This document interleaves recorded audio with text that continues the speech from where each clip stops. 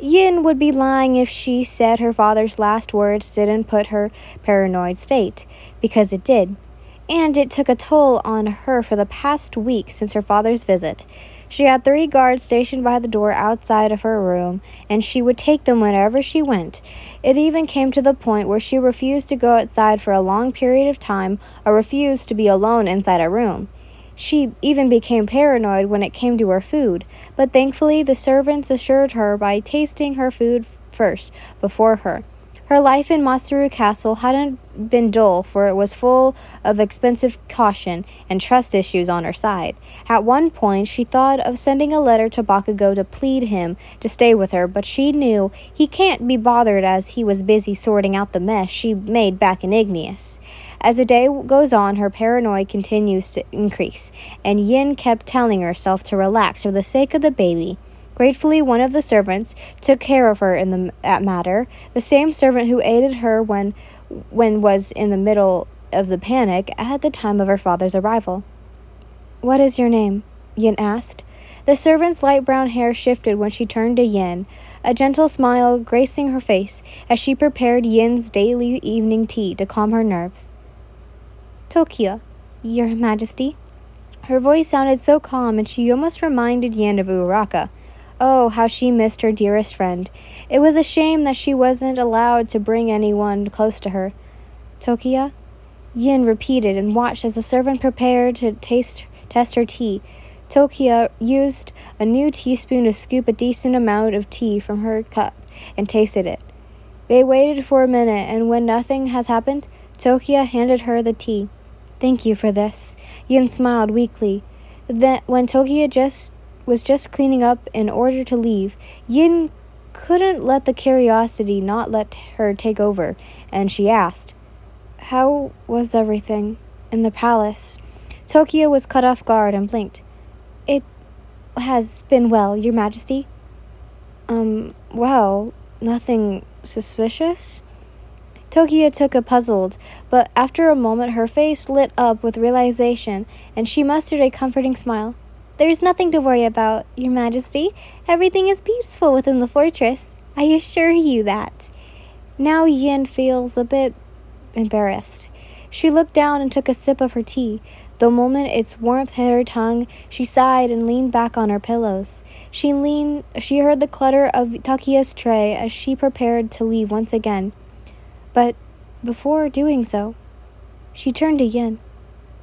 "Good night, Your Majesty." Yin replied to her while smiling as the servant left her room. She is once again dreading the fact that she's alone and vulnerable. She wished the tea would do its magic any time soon, as she could sleep and forget about everything even just for a while. A few days later, Yin found herself doing the same routine every day. She tried to retain her passion for reading, but she can't seem to get started on one book. Her boredom continued to increase when she discovered there weren't really anyone to talk to, not even Tokita, who started to become distant towards her. "How are you feeling, Your Majesty?" So one night, Yin was surprised to see Tokita into meeting a conversation with her. She had a sweet smile, so wide that it's almost sickeningly sweet. But Yin paid no mind for her too longingly.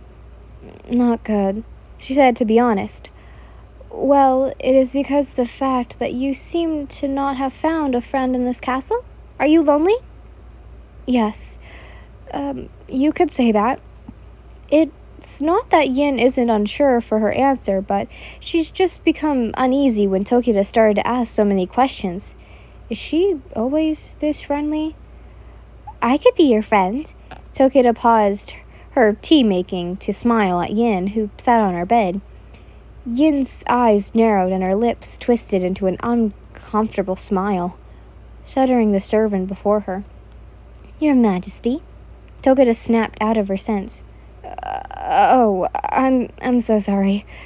I just thought you didn't want to be friends." Tokita smiled and then burst into a small giggle. "Oh, how silly of you, Your Majesty. Of course I want to." The sudden rise in her voice brought uneasiness to Yin. She must be going nuts because she could swear this was not the same attitude that Tokita showed her the past few days. But it seems that I must give Her Majesty the time to decide, Tokita inquired, and turned to take the tea she prepared towards Yin. The monarch took it with a smile. Thank you. Maybe I'm just too paranoid. About what? Yin turned to her, unsure. Everything. I just feel like someone could come in and do the unthinkable. Like, kill you? The tea spills a little as Yin jumped in fright. It scampered a part of her head. Oh, Your Majesty! Tokita came in with a towel and wiped the mess. You ought to be careful. I'm so sorry for mentioning it. It's all right. Tokita smiled down on her, wide and sweet as her eyes narrowed. But you don't need to be afraid, Your Majesty.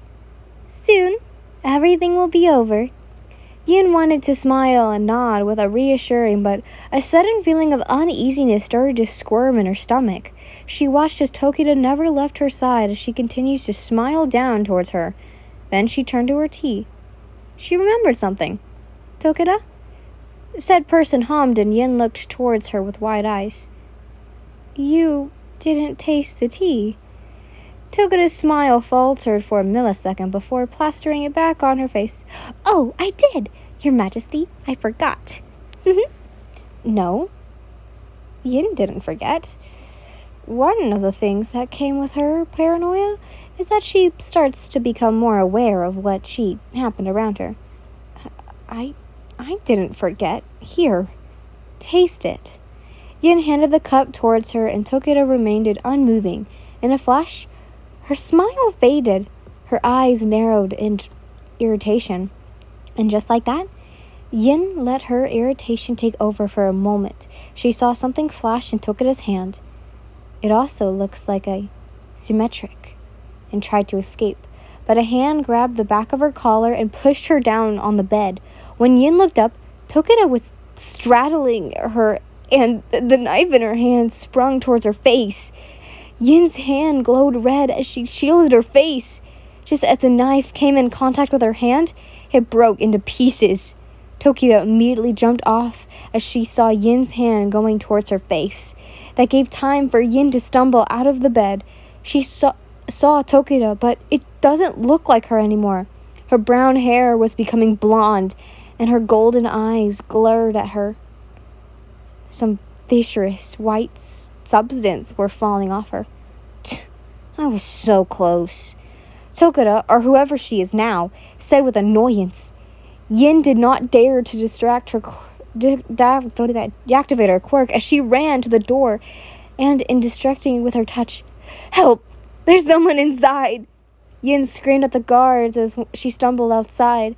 They became alarmed, and the two entered the room, while the other hand on her feet. She's escaping! Her chest tightened at those words. The two guards emerged from the room, unsheathed, but still alarmed. Take the queen to the safe room, one guard said, and then turned to the other. Alert the others! Don't let anyone out of the grounds! Soon many guards filled the corridor, and she was dragged with a dose of them. Dragged with a dose of them, surrounding her. In the whole ordeal, her mind shaken. She could only think of one thing. She wanted Bakugou here.